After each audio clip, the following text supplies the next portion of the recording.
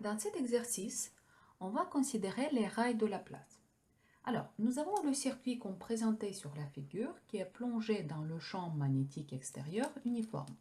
Donc, nous avons B sortant de ma feuille égale B0 EX. La barre AB est mobile et déplacée par un opérateur à la vitesse constante, tout en restant en contact électrique avec le reste du circuit. Donc le circuit reste toujours fermé. Et on assure le déplacement de cette rail avec la vitesse constante. Vu que on augmente la surface exposée au champ magnétique, donc le flou du champ magnétique va augmenter au fur et à mesure. Donc la variation de flou va produire l'effet d'opposition, cet effet d'induction. Le circuit va réagir de telle façon pour qu'il résiste à ce déplacement de la rail. En effet, les conditions initiales du circuit, imaginons que au moment T0, cette distance-là vaut A0, la largeur vaut L, et puis on commence à déplacer cette rail. Donc on augmente A.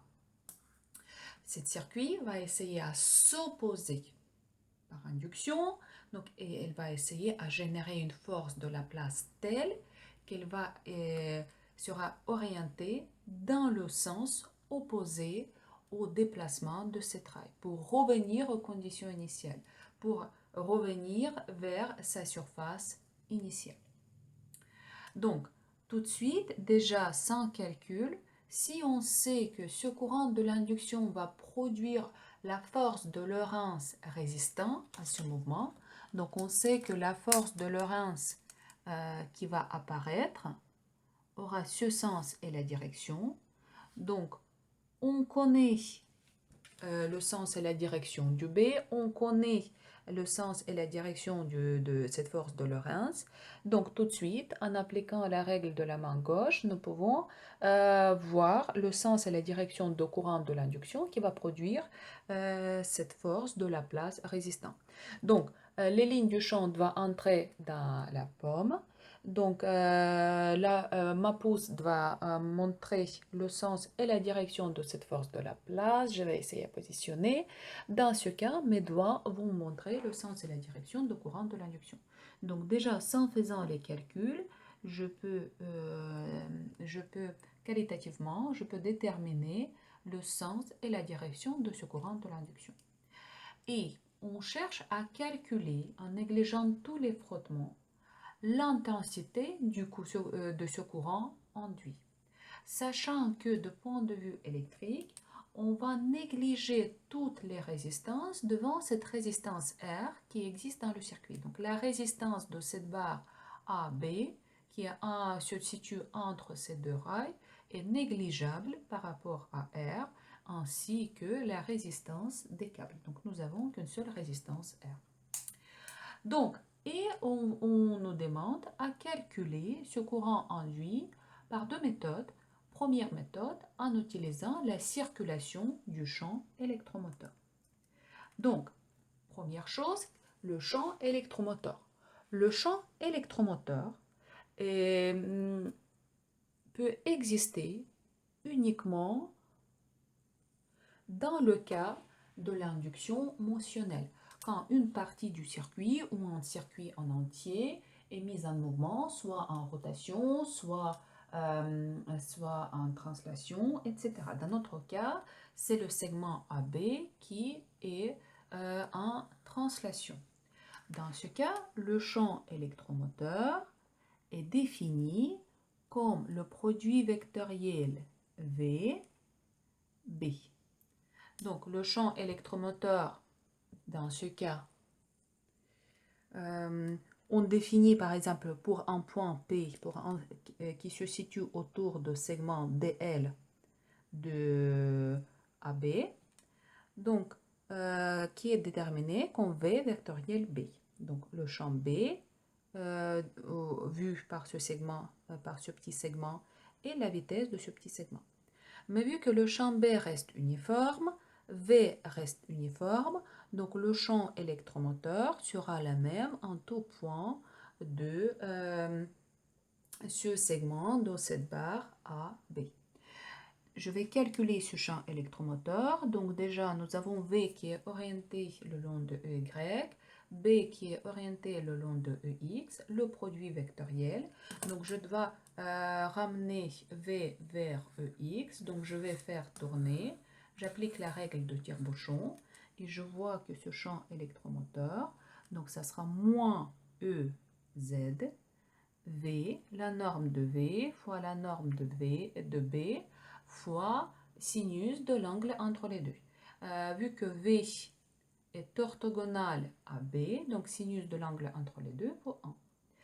Et maintenant le FEM de l'induction, selon le théorème de la circulation du champ électromoteur, donc ça sera la circulation de ce champ électromoteur, je vais marquer M, fois dl, donc scalaire dl, où dl est un élément de circuit orienté, où il existe ce champ électromoteur.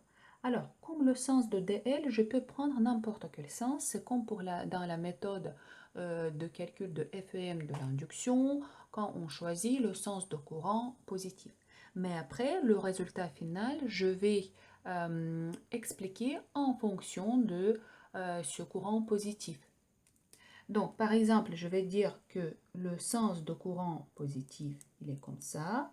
Dans ce cas, mon dl est orienté dans le même sens que le courant positif, donc dans le sens de EZ. Dans ce cas, je vais réécrire cette intégrale. Donc, je dois d'ailleurs intégrer tous les points P qui se déplacent à la vitesse V de ce circuit. Donc, c'est en segment donc, A, B. Donc, je dois calculer la circulation sur ce segment AB parce que uniquement ce segment est mis en mouvement. Le reste du circuit est statique. Donc, ici, ça sera EM moins EZVB. Donc, j'ai choisi DL vers le haut. Donc, ça sera DL EZ. Donc, égal. Donc, EZ et EZ, le produit de deux vecteurs unitaires collinaires vaut 1. Donc, ça sera moins VB, l'intégrale sur ce segment AB, sur tous les points qui sont mis en mouvement de ce circuit. Donc, CAB, DL. Et la longueur et l'intégrale DL sur ce segment AB va me donner la longueur de AB, qui est égale à L. Donc, j'ai trouvé moins VBL. Et tout de suite, le courant induit dans ce circuit. Donc, il faut que j'applique la loi d'Ohm. Donc, ça sera FEM de l'induction divisé par la résistance électrique totale de ce circuit. Vu qu'on néglige toutes les résistances sauf cette résistance R, donc je dois diviser par grand R. Et ça sera moins VBL divisé par R. Alors, j'ai trouvé le courant induit négatif. Qu'est-ce que ça veut dire? Ça veut dire qu'en réalité, le courant induit aura le sens opposé à ce courant positif que j'ai choisi. Donc, c'est ce que nous avons retrouvé par le raisonnement qualitatif.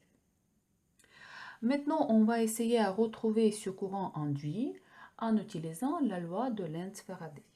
Donc, pour la loi de Lenz-Faraday, on applique toujours la même méthode. Donc, le choix arbitrairement de courant positif. Donc, je vais garder le même courant positif que tout à l'heure.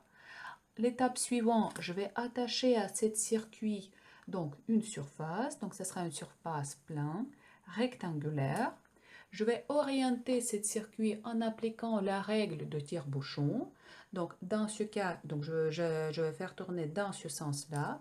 Et le vecteur unitaire n normal à tous les points de cette surface aura le sens et la direction donc, de EX sortant de ma feuille. encore une fois, je vais faire tourner dans ce sens-là.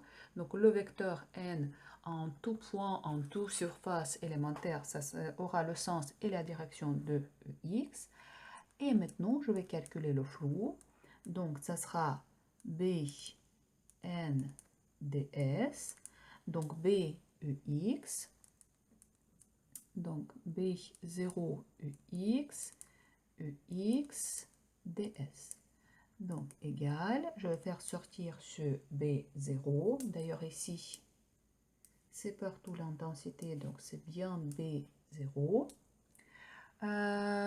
Donc le produit scalaire EX me donne 1.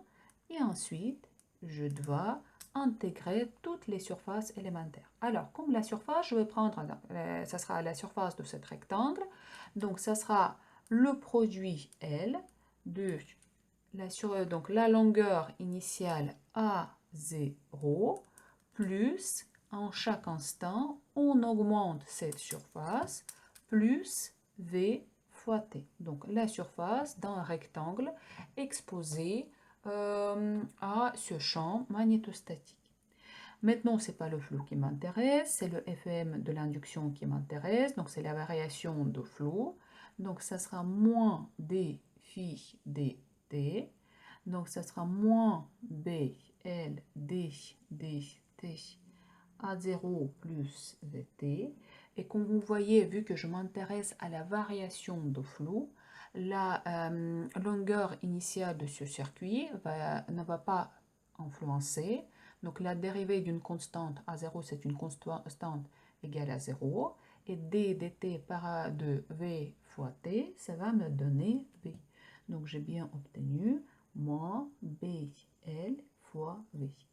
Et le courant induit, pareil, donc la loi d'Ohm, FEM de l'induction divisé par la résistance totale. On va considérer uniquement la résistance R, on va négliger toutes les autres résistances. Donc ça sera, donc ici bien évidemment B0, donc ça sera moins B0 LV divisé par R. Donc le courant de l'induction que nous avons par la deuxième méthode, pareil, donc a le sens opposé à ce courant positif choisi, donc bien dans le sens de courant que nous avons trouvé par le raisonnement qualitatif, et l'expression de deux courants de l'induction que nous avons trouvé par deux méthodes différentes sont les mêmes.